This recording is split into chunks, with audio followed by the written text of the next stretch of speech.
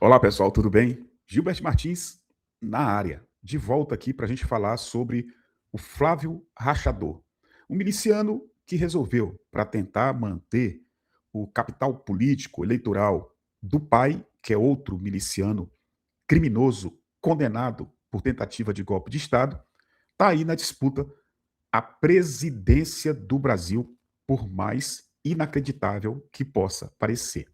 E para fazer esse vídeo, eu fui novamente lá no Google, digitei lista dos escândalos mais recentes que envolve Flávio Bolsonaro, o rachador, né? Aí o Google me deu a seguinte lista: o caso das rachadinhas.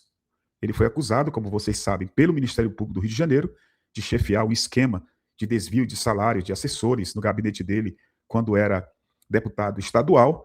Ele, quem operava isso, quem estava à frente disso, quem pagava as contas dele com dinheiro vivo, contas pessoais, como por exemplo, cartão de crédito, o plano de saúde, era o Fabrício Queiroz. Vocês lembram disso? Fabrício Queiroz, um policial militar aposentado, barra pesadíssima. A aquisição da mansão em Brasília, uma mansão, segundo ele, foi comprada, adquirida por 6 milhões de reais no Lago Sul em 2021, né?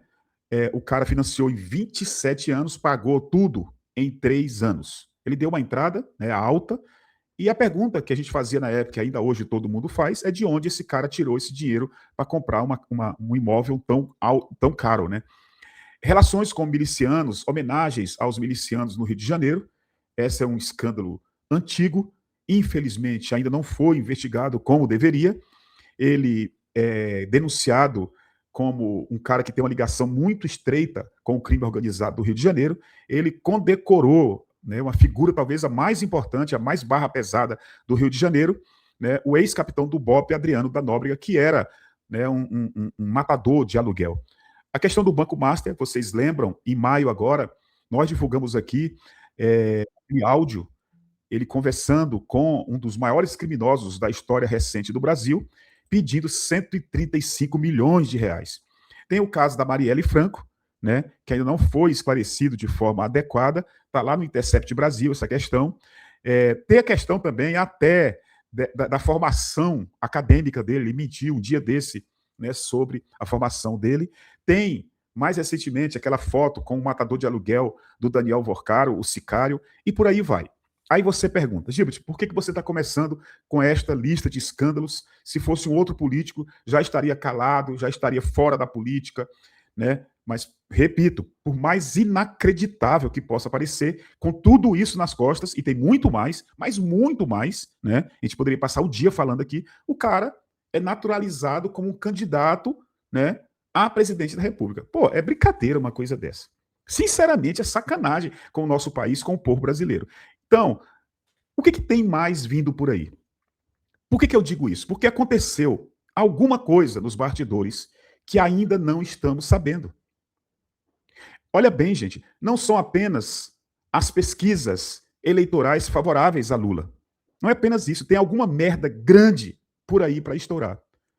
Se vocês pegarem os caciques do Centrão, os caciques desse grupo político que é muito grande, mudaram completamente da água para o vinho, de uma hora para outra.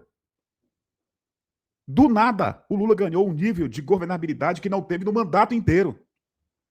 Então, aqui para a Amazônia Xana, alguma coisa virou a chave, né? Houve a reunião do Lula com o Davi Alcolumbre, como eu falei no videozinho hoje cedo, né? O Kassab chegou em público e falou, né, que o Flávio Bolsonaro não tem chance nenhuma com o Lula. O que vem por aí? Deve estar vindo aí algo grande em andamento para esses ratos do Centrão pularem do barco furado, do barco miliciano do rachador. Eu vou colocar um vídeo de ontem, lá em Copacabana, do professor, que é um dos caras muito bacanas que a gente tem do nosso lado, João César Castro Rocha. Inclusive, ele mora em Copacabana. Olha o vídeo que ele fez sobre o evento do Flávio Bolsonaro ontem, como já falamos ontem e hoje, flopou completamente. Eu vou colocar bem do início para você aqui agora. Rapidamente, só para você perceber como é que ele analisa essa,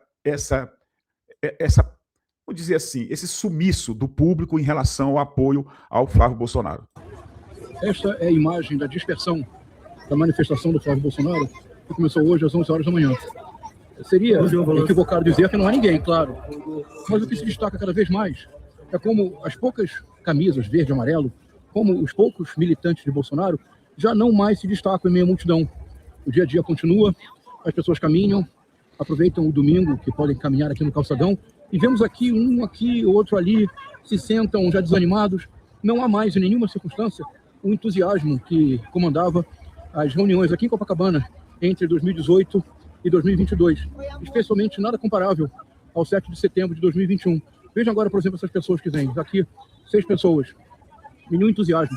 O senhor está absolutamente sozinho. É quase uma metáfora, é um símbolo de um movimento que pouco a pouco se estiola e desaparece. Não há mais os gritos, não há mais a convicção, não existe sombra sequer do que um dia foi aqui a Avenida Atlântica. O senhor com seu tripé, porque certamente gravou alguns cortes, e sobretudo a corredora torcendo pelo Flamengo, que segue sua vida, simplesmente é isto. O bolsonarismo tende a se diluir em núcleos radicalizados, mas que dificilmente esse núcleo radicalizado terá a capacidade de contagiar o cotidiano, como de fato neste país, entre 1 de janeiro de 2019 até o 8 de janeiro de 2023, a capacidade extraordinária do bolsonarismo de produzir dissonância cognitiva. Mas um senhor absolutamente solitário, sozinho, olhando o seu celular. Não sobrou nada a não ser isto. Uma rede social cada vez mais deserta e uma rua que cada vez mais se aliena da radicalidade do bolsonarismo. Então, tá aí uma análise genial do professor João César Castro Rocha, né, na dispersão do ato de lançamento dos programas eleitorais do rachador Flávio Bolsonaro. Então, o ato do Flávio, segundo muita gente, teve apenas 15% do maior público de Bolsonaro em Copacabana. Eu separei aqui um vídeo que está lá no UOL, que ficou muito bom. Ele é feito de cima, né? Ficou realmente muito bom. Vou mostrar para vocês agora. Olha aqui, eu vou abrir. Olha aí, ó.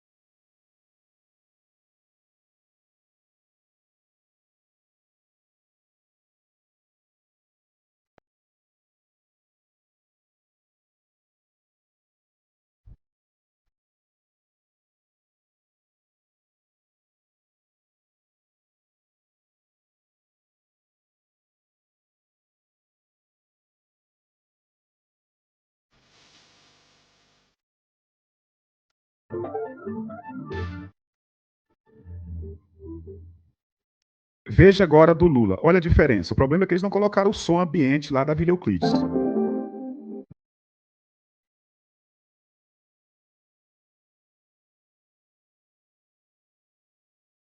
Segundo o que a gente está sabendo, o do Lula na Vila Euclides pode ter dado mais de 60, 70 mil pessoas.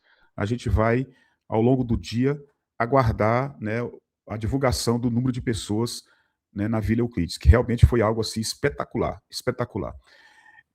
Então tá aí. Aí a gente fica realmente se perguntando, né, o que tá vindo por aí para que os caciques do Centrão abandonassem, né, o barco. Tem um detalhe que chama a atenção e precisa todo trabalhador e trabalhadora ser alertado. Os deputados, os senadores do PL e dos outros partidos do Centrão, da extrema-direita e do Centrão, estão pulando do barco do rachador porque eles sabem que se ficarem ao lado do Flávio, com a força que o Lula tem neste momento e sempre teve, eles podem não se reeleger. Por isso que é importante a gente lutar, gente, né? Não cair nessa. Eles estão, repito, pulando do barco porque estão com medo de não conseguir a reeleição. Então nós precisamos fazer uma mudança grande, profunda, né, no Congresso Nacional, Senado e Câmara, votando em pessoas novas, pessoas progressistas, pessoas da esquerda. Tem muitos nomes aí que não são do Centrão, que não são da extrema-direita, que não são do Centrão radical, que só pensa em ganhar dinheiro, que só pensa no orçamento secreto para roubar dinheiro público. Comente, compartilhe. Muito obrigado e até daqui a pouco.